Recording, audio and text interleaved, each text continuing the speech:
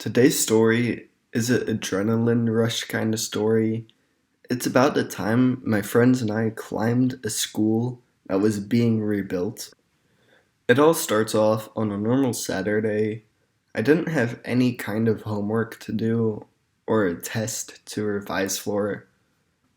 I hit up a couple of my friends who were into urban exploring.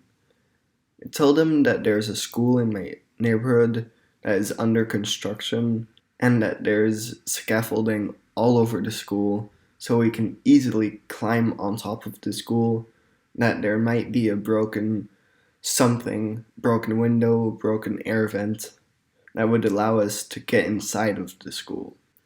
After hearing this, all of my friends jump at the opportunity. I said, come over at my house around 4. 4 rolls around and all of my friends come over. We all go to my room and gather supplies. Most of my friends already had their bag ready to go, so it was basically just me shoving my stuff into a bag and heading out. We start walking towards the school, and I went to the back where most of the scaffolding was, and less cameras. My friends followed me. I wasn't sure if the cameras were still active, but I wanted to be safe. When we got there, we started climbing the scaffolding and trying to get on top of the roof. After we all got on top of the roof, we started looking around for a way in the school, but unfortunately there was no way to get into the school. Then we just start exploring the roof. After exploring, my friends wanted to go because there was nothing else to see. After my friends said that they wanted to go, I said that the sun will set very soon and that the sunset is very cool and beautiful from up here. We find a place to sit on the roof, and I pull out of my bag some soda cans. All of my friends and I were just chilling and watching the sunset. After we were all done, we pack our bags and begin to walk towards the edge of the school to get down. Then from behind us, we hear, "Hey, what are you doing? You're not allowed to be here." We turn and we see a dark silhouette of a man. I shine my flashlight on him, and he was wearing a worker jacket, so the bright light reflects. After I shine my flashlight on him, he starts walking towards us and keeps speeding up. All of us turn and climb down as fast as we can. Some of my friends even jump, which is crazy because the school was pretty high. It wasn't high enough to do some serious damage. When we all got down, we start to run into a park near the school. While running, we keep hearing, "Hey, stop! Slow down!" The guard/worker must have followed us, but that kept giving us more and more adrenaline.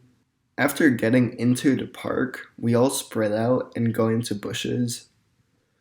I followed one of my friends and followed him into a bush.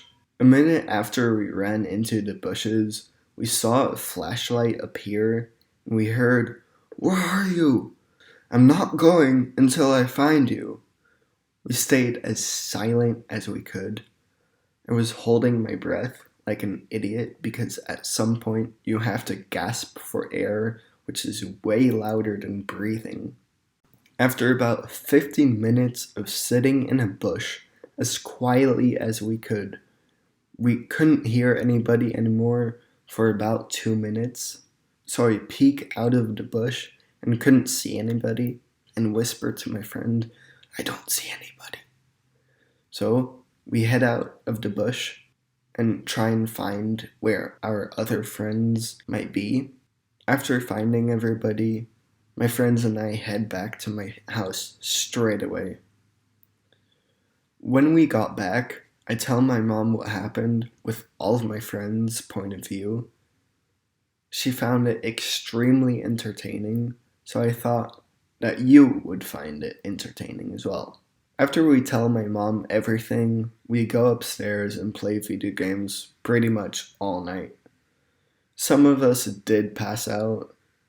I was like the third one out. Moral of the story is not to explore buildings under construction. only buildings that are abandoned.